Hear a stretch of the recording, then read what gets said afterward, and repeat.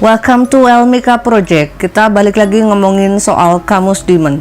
Dan demon yang akan kita bahas kali ini merupakan salah satu sosok demon yang cukup terkenal dan beberapa waktu lalu sempat menjadi selebritis. Valak, Volak atau Valu menempati posisi ke-62 di urutan Gothia Demon. Ranknya adalah presiden dan dia memimpin 38 Legion Spirit. Sealnya terbuat dari material Mercury. Waktu pemanggilan yang paling kuat koneksinya ada pada awal Desember sampai dengan pertengahan Desember. Barang-barang yang dibutuhkan untuk ritual pemanggilan Valak antara lain lilin berwarna orange, kemudian siapkan kemenyan Turki, dan juga siapkan biji wijen. Untuk apa biji wijennya, berapa banyak biji wijennya, aku nggak bisa sebutkan di sini, termasuk juga beberapa barang ritual lain yang memang harus disiapkan. Kalau mau melakukan ritual pemanggilan harus belajar dengan ahlinya, bukan hanya dengan nonton YouTube, oke? Dan ritual yang digelar haruslah menghadap ke arah barat supaya ritual pemanggilannya berhasil. Berikut ini adalah seal yang digunakan untuk pemanggilan Valak atau Volak. Bicara soal penampakan, kita sudah mengenal sosok Valak karena kemarin dia sempat menjadi selebritis dunia. Masuk dalam salah satu film yang melegenda yang dikenal dengan banyak orang.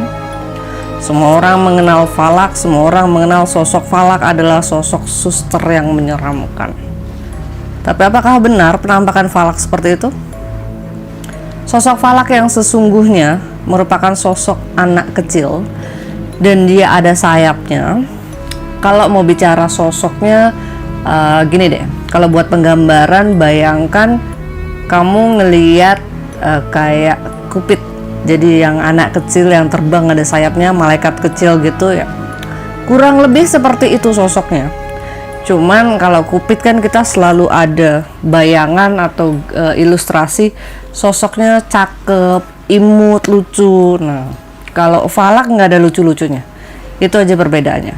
Terkadang Valak ini menampakkan wujudnya terlihat sedang mengendarai naga dengan kepala dua, atau beberapa kali dia juga terlihat dengan mengendarai ular besar. Namun sering juga dia menampakkan wujudnya tanpa kendaraannya, artinya dia hanya sekedar berwujud seperti sesosok anak kecil yang terbang ke sana kemari. Kalau di film, kira-kira apa tuh kemampuan yang dipunya Valak? Merasuk ke dalam tubuh manusia, mempengaruhi pikiran, ya kan? Membuat orang itu jadi halusinasi. Apalagi melakukan hal-hal yang keji, yang jahat. Oke, itu yang ada di dalam film. Tapi apakah benar kemampuannya seperti itu? Bicara soal kemampuan asli Valak, sesungguhnya dia punya kemampuan untuk memberitahu kita kelemahan musuh kita itu ada di mana. Dia juga punya kemampuan untuk menembus segala macam benteng yang dipunya sama musuh kita. Termasuk kalau musuh kita itu punya pasukan demit, Valak bisa datang untuk men-take over semua pasukan demit itu dan itu berpindah atau beralih jadi pasukan punya kita. Jadi Valak bisa ngasih pasukan demit ke kita. Nah, tentunya musuh yang tadinya punya benteng, yang tadinya punya pasukan demit berjejer yang melindungi dia, pada saat itu semua di-take over sama Valak, kita akan lebih mudah untuk menghajarnya. Karena semua pelindung itu sudah dialihkan, sudah disingkirkan sama Valak. Kalau bicara soal Valak yang ada di dalam film itu, kita melihat Valak itu kan mengganggu manusia, terus kemudian meminta tumbal gitu kan. Cuman kalau kita bicara Valak yang sesungguhnya, sebetulnya nggak segitunya kok. Justru dia itu sangat jarang bersinggungan langsung dengan manusia. Jarang dia merasuk ke dalam tubuh manusia. Mungkin bukan jarang ya, malah nggak pernah aku dengar ada orang kerasukan Valak. Hanya karena dia diangkat dalam salah satu cerita di film layar lebar, maka dia jadi tenar. Hanya karena yang ngegarap filmnya itu emang bagus, maka Valak ini jadi terlihat jauh lebih menyeramkan dan lebih ekstrim. Valak jarang sekali bersinggungan dengan manusia. Kalau bicara vibrasi, memang vibrasinya Valak itu nggak enak dan cenderung ke panas. Tapi kalau untuk merasuk ke manusia, apalagi bermusuhan secara langsung, itu sangat-sangat jarang terjadi. Kalau boleh diistilahkan itu, Valak itu ibarat komandannya demon ecek-ecek.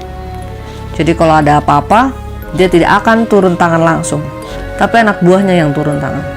Itulah kenapa aku bilang sangat jarang sekali aku ketemu ada manusia yang bersinggungan langsung dengan Valak. Kecuali kalau memang dia sedang berhadapan dengan majikannya yang memanggil dia, baru dia datang langsung.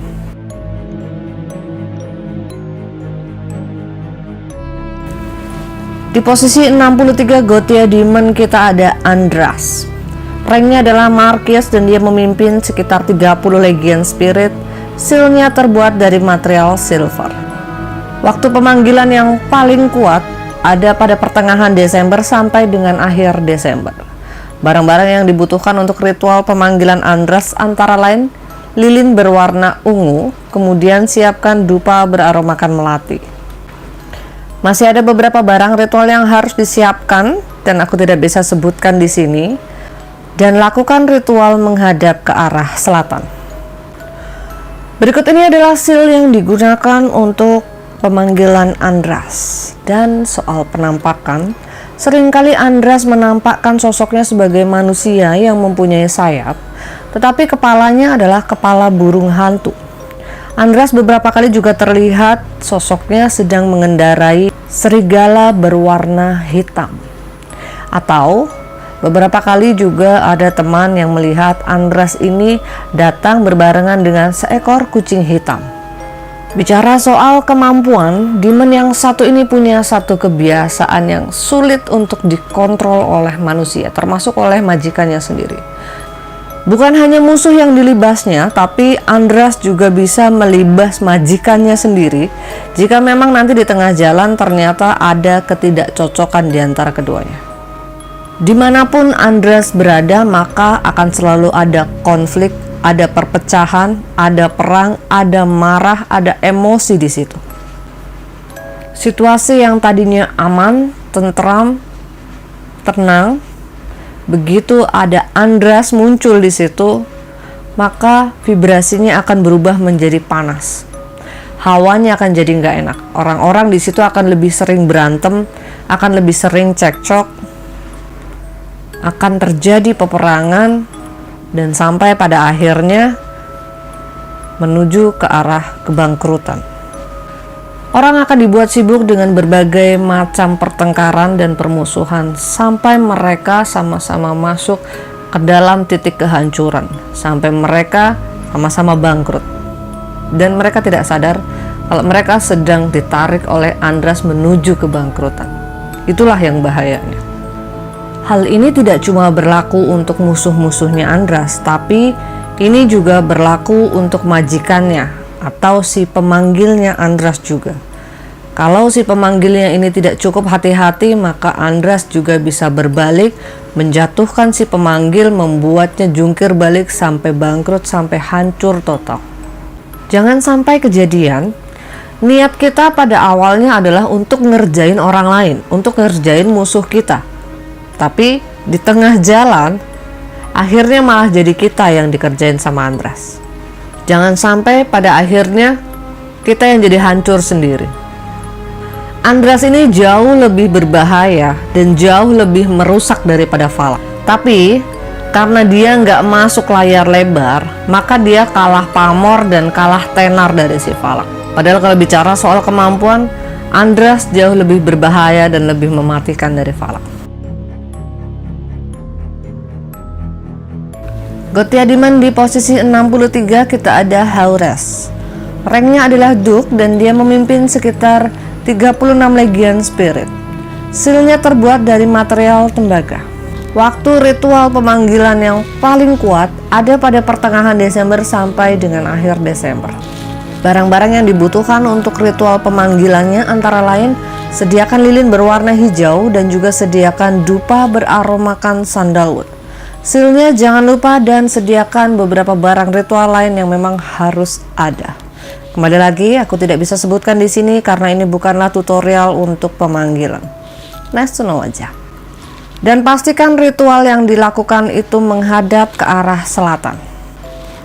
Berikut ini adalah seal yang digunakan untuk ritual pemanggilan Haures. Dan bicara soal penampakan, Haures seringkali menampakkan sosoknya sebagai seekor harimau atau terkadang juga macan tutul. Haures seringkali dipanggil manusia untuk membantu mereka dalam urusan perang antar demit ataupun proteksi, perang antar dukun dan sebagainya. Hal-hal semacam itu yang berkaitan dengan spiritual dan supranatural. Bahasa lainnya, Haures ini seringkali dijadikan sebagai khodam pendamping. Sekali kita sudah bonding dengan Haures, maka dia akan selalu protect kita dan dia akan ngebantu kita untuk menyingkirkan segala rintangan dan musuh yang menjadi saingan kita. Pada saat kita sudah bonding dengan Haures, maka dia akan memproteksi kita dari berbagai macam gangguan. Dan dia akan membantu kita untuk menyingkirkan segala saingan kita dan musuh-musuh kita. Nah, sekarang aku mau tanya nih. Buat kalian yang punya khodam sosoknya harimau atau sosoknya macan tutul, atau buat kalian yang ngaku seringkali didatangi sosok harimau atau didatangi sosok macan tutul, aku punya pertanyaan buat kamu. Apakah perwujudan harimau yang jagain kalian itu, yang sering ngedatengin kalian itu, adalah sosok khodam penjaga biasa? Ataukah itu adalah perwujudan dari Haures? Coba dicek lagi. Sekian dulu Gothia Demon yang kita bahas kali ini. Nanti kita akan sambung lagi dengan episode Gothia Demon yang lainnya. Nggak kerasa kita sudah sampai di bahasan ke-63.